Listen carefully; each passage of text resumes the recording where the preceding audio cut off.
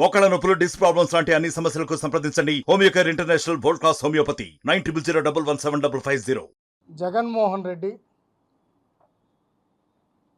MLA గారు నిన్న అసెంబ్లీలో ఆయన ప్రవర్తించిన తీరు, ఈరోజు ఆయన వ్యవహరిస్తున్న తీరు చూస్తే రాజకీయాల్లో విలువలు కలిగిన నాయకులు ఎవరైనా ఇలాంటి మనస్తత్వం కలిగిన వాళ్ళు చూస్తే అసహించుకునే పరిస్థితి ఈరోజు రాష్ట్రంలో నెలకొని ఉంది. జగన్మోహన్ రెడ్డి నిన్నే ఆయన ప్రమాణ స్వీకారం చేశాడు ఎమ్మెల్యేగా. ఏం ప్రమాణం చేశాడు అసెంబ్లీలో? సభా విలువలను పాటిస్తా, సభను గౌరవిస్తా, శాసనసభ్యుడిగా నా విధులను సక్రమంగా నిర్వర్తిస్తా అన్నాడు. నిన్నే ప్రమాణ స్వీకారం నిన్నే చేయబెట్టి దేవుడి మీద ఒట్టేసి ఆయన ప్రమాణం చేశాడు.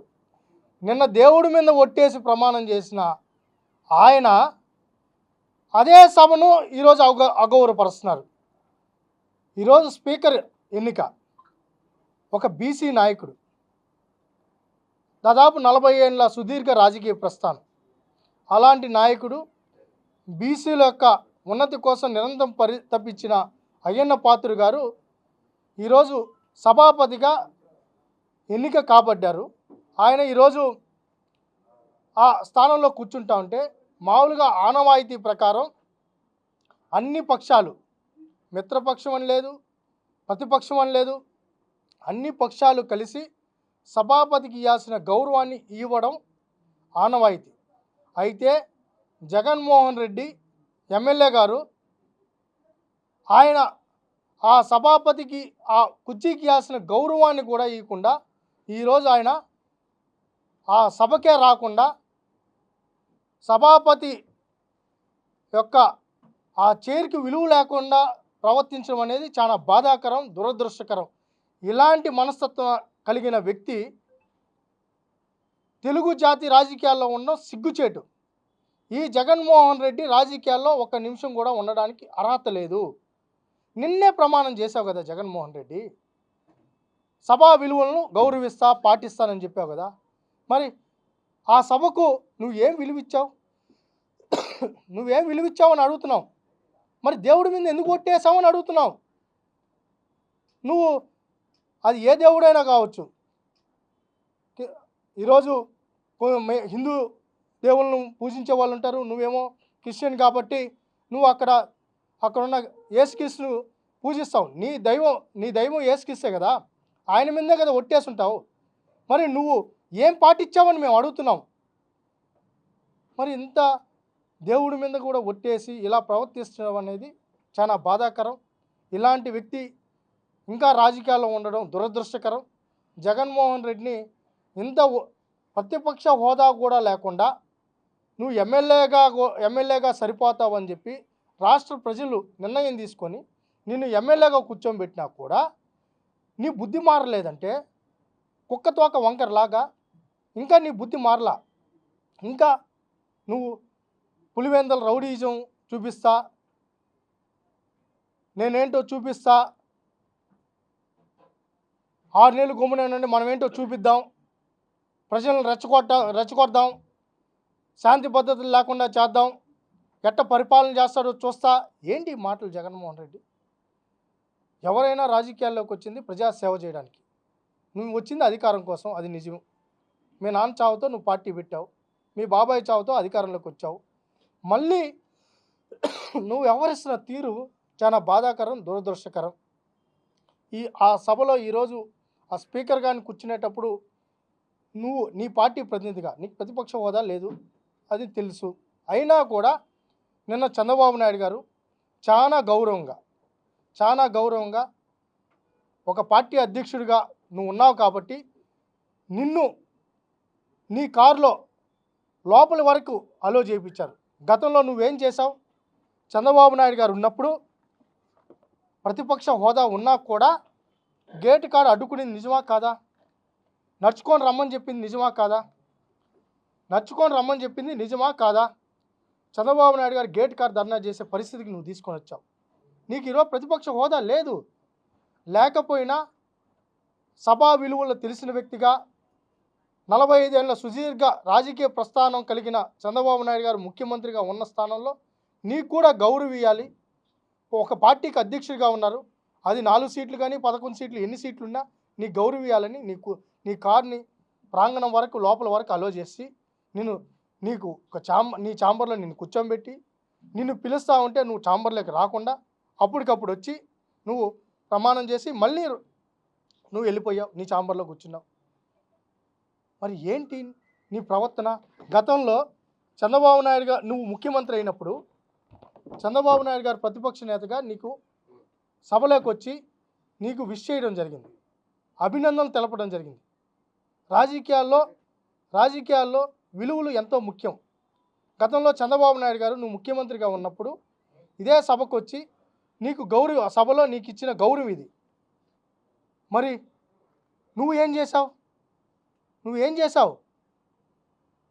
అక్కడ ముఖ్యమంత్రి గారు అత్యధిక మెజార్టీతో 164 సీట్లతో ముఖ్యమంత్రి అయిన చంద్రబాబు నాయుడు గారిని నువ్వు అభినందనలు కూడా తెలపలేదు, ఇవ్వాల్సిన గౌరవం కూడా ఇవ్వలేదు. గతంలో నువ్వు స్పీకర్గా మీరు ఎన్నిక చేయబడినప్పుడు మా ఉపనేత అచ్చెన్నాయుడు గారు సభా గౌరవాన్ని పాటిస్తూ కుర్చీ దాకా తీసుకెళ్ళి స్పీకర్గాన్ని కూర్చోబెట్టి చంద్రబాబు నాయుడు గారిని తెలుగుదేశం పార్టీని అవహేళన చేసిన కూడా సభా విలువలు పాటించాలి, సభను గౌరవించాలని మా అచ్చెన్నాయుడు గారు, మా పార్టీ రాష్ట్ర అధ్యక్షులు తీసుకెళ్ళి అక్కడ కూర్చోబెట్టడం జరిగింది. ఇది తెలుగుదేశం పార్టీ యొక్క విధానాలు. మరి నీ పార్టీ విధానాలు ఏంటి? ఒక బీసీ ప్రతినిధి అయ్యన్న పాత్రుడు గారు అంటే మీరు బీసీలకు ఇచ్చే గౌరవం ఇదేనా?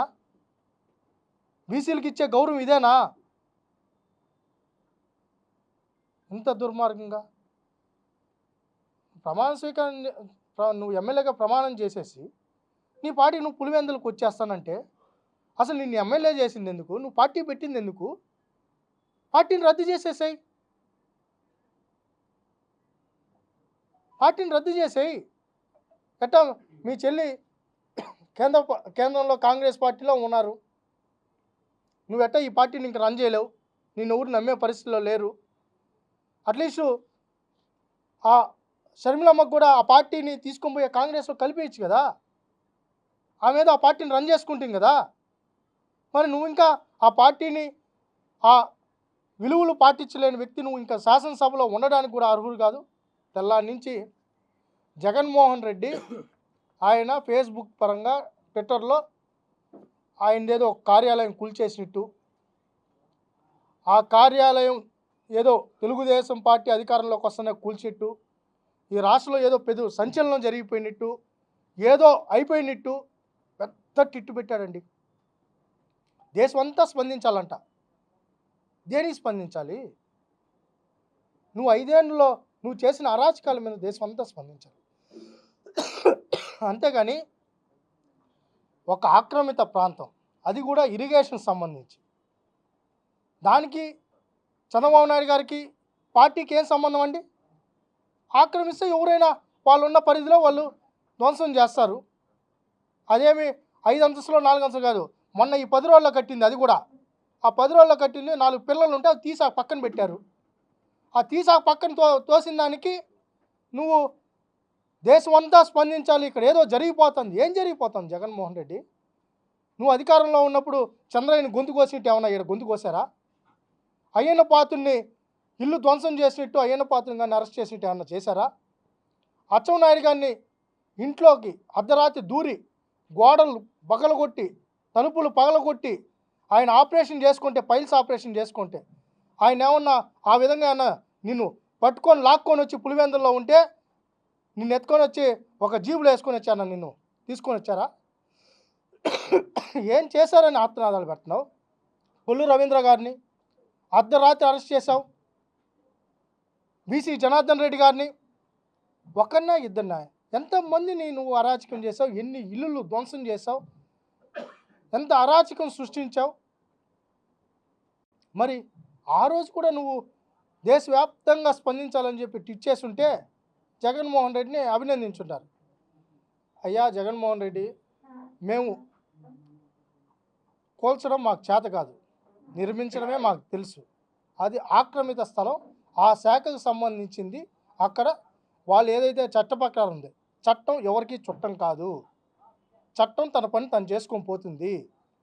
నువ్వే చెప్పావు కదా గతంలో అనేక సందర్భాల్లో చట్టాల గురించి, చట్టం ఎవరికి చుట్టం కాదు. ఏ తప్పు జరిగినా ఆ తప్పును చట్టం చూస్తూ ఊరుకోదు. జగన్మోహన్ రెడ్డి, నీ కొంప ఏదైతే ఉందో తాడేపల్లి కొంప కూడా ఆక్రమిత గురై ఉన్నదంట. మరి అది కూడా ఆ సిఆర్డిఏ వాళ్ళు కావచ్చు, లేకపోతే ఆ తాడేపల్లి మున్సిపాలిటీ వాళ్ళు కూడా దాన్ని కూడా పరిగణలో తీసుకుంటారు. విశాఖపట్నంలో కూడా నీ పార్టీ ఆఫీసు కట్టున్నారు, అది కూడా ఆక్రమిత ప్రాంతమే, అక్కడ కూడా బాగా కట్టున్నావు. అప్పుడు కూడా నువ్వు ఇంకా ఆర్తనాదాలు ఇంకా చేయాల్సి వస్తుందేమో. తొందరపడి ఎక్కువ ఆర్తనాదాలు చేయకు. ఇంకా ఈ 5 సంవత్సరాలు నువ్వు చేయాల్సిన చాలా ఆర్తనాదాలు ఉన్నాయి. నువ్వు చేసిన పాపాలు, నువ్వు చేసిన అరాచకాలు, నీతో పాటు ఇక్కడ పెద్దిరెడ్డి రామచంద్రారెడ్డి, చెవిరెడ్డి భాస్కర్ రెడ్డి, రోజా, కరుణాకర్ రెడ్డి, ఒక్కొక్క జిల్లాలో కొందరు ఉన్నారు.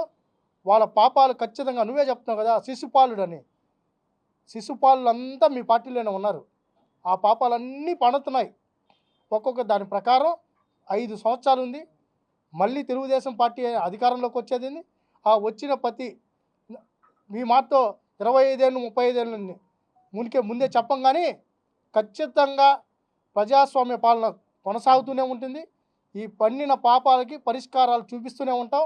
ఇప్పుడే ఎక్కువ దేశవ్యాప్తంగా అందరినీ స్పందించమని అడగద్దు. ఇంకా చాలా ఉన్నాయి నువ్వు చేసిన పాపాలు, ఇంకా అడుగుదు ఓపికగా. ఇప్పుడు రాష్ట్రం వరకు అడుగు, దేశం వరకు అడిగే టైంలో అవి కూడా అడుగుదు. మరిన్ని వీడియోస్ కోసం ఛానల్ ని సబ్స్క్రైబ్ చేయండి, లేటెస్ట్ అప్డేట్స్ కోసం వాట్సాప్ ఛానల్ ని ఫాలో చేయండి, అండ్ లింక్ డిస్క్రిప్షన్ లో ఉంది.